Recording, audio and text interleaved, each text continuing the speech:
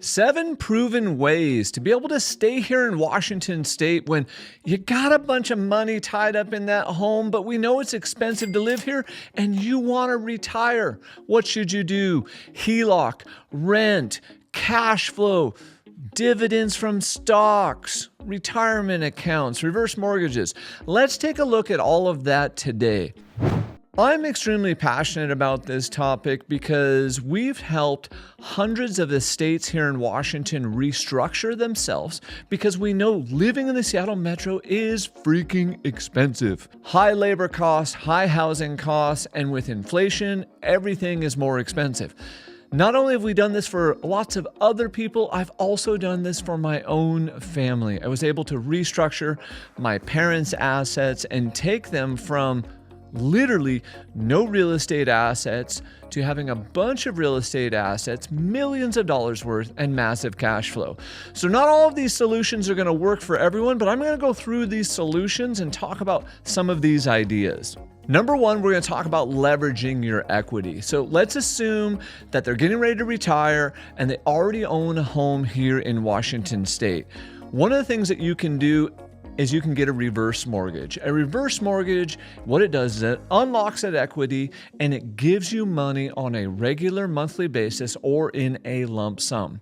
To be perfectly honest, I am not as excited about reverse mortgages. This is going to be one of my lowest options on my list. However, I do think the industry has done a really good job marketing these things because everyone asks, is this a good option? Next, a HELOC or a home equity line of credit. You can take some of that money now via a home equity line of credit and go buy other assets with it, whether that's going to be stocks, whether that's going to be more real estate. And the problem with a HELOC, though, is HELOC is not always fixed debt, and it can be variable. And so it's usually for something more short term. This is more of a jump in between things. A more permanent solution would be to do a cash out refinance. A cash out refinance, what that does is that will grab that equity at a fixed rate for us to then be able to go reinvest it in something else. Last but not least, in our leveraging your equity options is a bridge loan. This is for someone who's looking to downsize. What they're going to do is it's essentially a loan that allows them to buy the next property and then have time to sell this one and then move into it. Because old people, they don't want to move twice, and they got tons of stuff, and it takes forever to pack everything up. I know this firsthand from experience. Number 2, downsizing or relocating. If they're thinking of going smaller, one of the things that you should definitely consider, let's say you're living right in the Seattle area and your home's worth $1.5 million. You could sell that home and take the equity. Say there's $700,000 worth of equity. You could move to one of the outskirts. So if they simply move north or south, every 10 minutes on the freeway is about $100,000. So if they moved all the way from Seattle to Mount Vernon, for example, they could pay for the home in cash at like $500,000 and still have $200,000 left over. The same would work if you went to somewhere like Olympia, okay, or further south. It's just a question of how far do you want to move and what are you willing to do inside of that downsizing. I'm not a big fan of this option, but you could sell and rent. The problem is rent is going to keep going up over time. But for people, they can generally lower their expenses and rent. Rent is probably going to be somewhere around $2,500. So part of the situation we run into is a lot of people who've owned their home for a long period of time, their mortgage is actually way less than rent would be here in the Seattle metro. You could also move into a retirement community. There are retirement communities that are more affordable, where you could sell your home and possibly purchase one in a 55 plus community or one that you could rent. Last but not least in this part of the list is sell your home and buy a tiny home. Those have become in vogue because they're small, they're affordable, they're cheap. The issue is you still have to have somewhere to park it, so you might have to move in with one of your kids or buy a piece of land in order to put this on. Number 3, let's actually create some rental income. This one is my absolute favorite option out of the things that we're talking about. This may require selling, this may require refinancing, but generating additional income, I think, is the biggest key here. Why let that equity sit idle when you could have it making money for you? So number 1, what if you rented out a bedroom? Once again, not all these options are perfect. Next on the list, what if you rent out your existing home and simply move and go buy another one? That would create cash flow from the first one, and moving into a second property, they could hopefully downsize in the process to have less maintenance, less utility bills, less taxes, less insurance. Now, this one's one of my favorites, the house hack. What if they sold the big home and moved into a duplex, a triplex, or a fourplex? Up to 4 units you can owner-occupy, get the owner-occupied interest rate, and we don't have to go get commercial debt. The usual objection I hear here is, my parents would never live in a duplex, or they can't do stairs. I'm sorry, but you're not working hard enough. You're not putting in the hard work and going and finding the right property. Duplex simply means attached. Triplex simply means 3 units. Fourplex, simply 4 units. There are some that are cute little ramblers. So right over here on 86, I know of a whole development where these duplexes are between 1,200 to 1,800 square feet each side. And they're 2-bed, 2-bath, and 3-bed, 2-bath ramblers. And they all sit on 1/3 of an acre to 1/2 of an acre. So they're out there. But yes, there are less of them.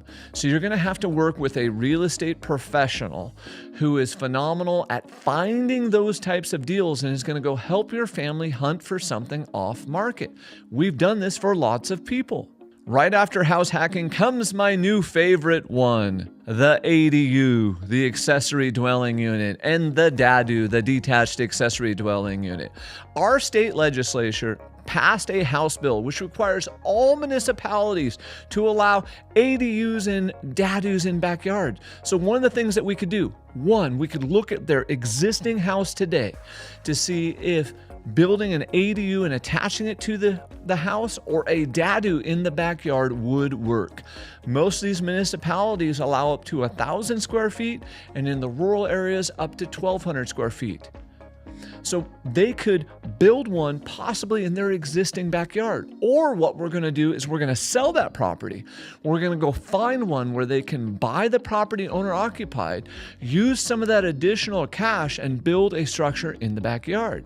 Conversely, let's think about this another way. What if their property allows it and their home in the front is a 2-story home? We're going to build them a cute little DADU, rambler, 1-story ranch in the backyard. They're going to move into the backyard and then rent their primary home in the front. Totally lots of options. We're building a bunch of DADUs right now. Next, maybe they sell their home and then buy a piece of land, build a home, and also build a rental unit on it. We have done this for a ton of people where what they did was, this one family in particular, they were paying for RV storage. And when I asked them how much that was, it was almost $300 a month. And I said, well, do you want to get rid of the RV? And they said, absolutely not. I said, well, how about this? Why don't we buy a piece of land and then we're going to build a shop? And then we're going to put room for the RV. And so what ended up happening was we built them a cute little rambler.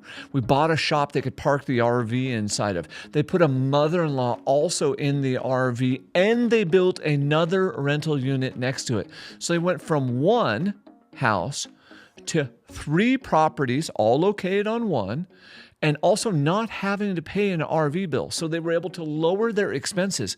The key to one of these retirement factors, this is one of the secret tips, you got to figure out, how can I lower some of my expenses? And there are things you're going to have to cut, and you may not want to cut them. And there's some sacrifices you're going to have to make, and that's okay. Last but not least on the income list is maybe you turn your existing property into a Airbnb, aka a short-term rental. You move out and your property's located in that prime position. It's near all the restaurants. It's near the shopping. It's where someone would want to stay. It's got some beauty to it. It's cute. It's charming. If that's the case, you may want to look into turning it into an Airbnb. In which case, we're going to figure out how to go get some of that equity. We're going to go buy another property, and then we're going to turn that one into an Airbnb specifically. Item number 4, you got to optimize your finances. We got to get on a budgeting. This is the not fun part of retiring, understanding that cash flow is king. So what is going to be my monthly income? What's my retirement income? Based on my retirement from my 401k, my work retirement plan, my IRA, how much do I have to take and how much do I need to take? And which can I position for the least amount of taxes? Just another consideration. As my income goes down, my tax bracket is most likely going to be changing and lowering too. A penny saved is a penny earned right here. Number 5, the income generated from the home sale. Let's just say we didn't buy real estate. What else could we do? You can go buy dividend stocks. You can go buy oil and gas royalties. Okay, a little more risky. You can put it into a income for life annuity. There are annuities where you can give them the money and for the remainder of your life, they will pay you out. Now I'm going to go back into a couple things that are passive real estate. You could also invest in a REIT. You could invest in a real estate syndication. You could become a private money lender. As a hardcore investor, a lot of cute little old people are our bank. They're our Bank of America. They give us money. We put it into a real estate project.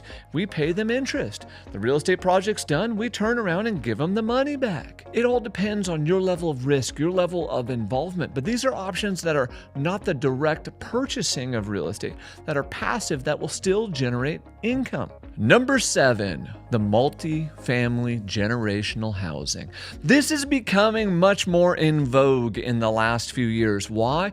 Because it's really expensive here. Let's be honest, it's not getting cheaper. They're not making it easier for us to build homes. So we've been selling large split levels where you have one family on the top and mom and dad on the bottom.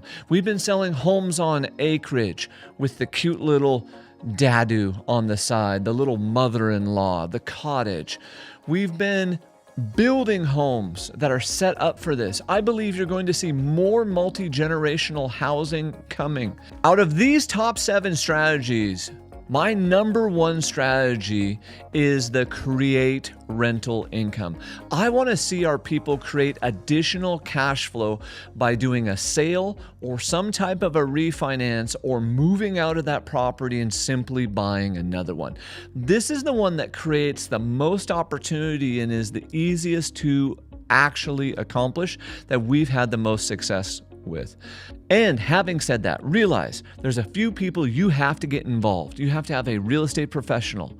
You have to have your accountant. You probably have to have your attorney and your financial planner involved to execute all of this. So if you guys have questions about any one of these strategies, just simply drop it in the comments below. We're happy to answer them. You can reach us at resg.com. And please share this video with someone else who needs to see it. Hit that like button, hit that subscribe button for more content like this. Thank you.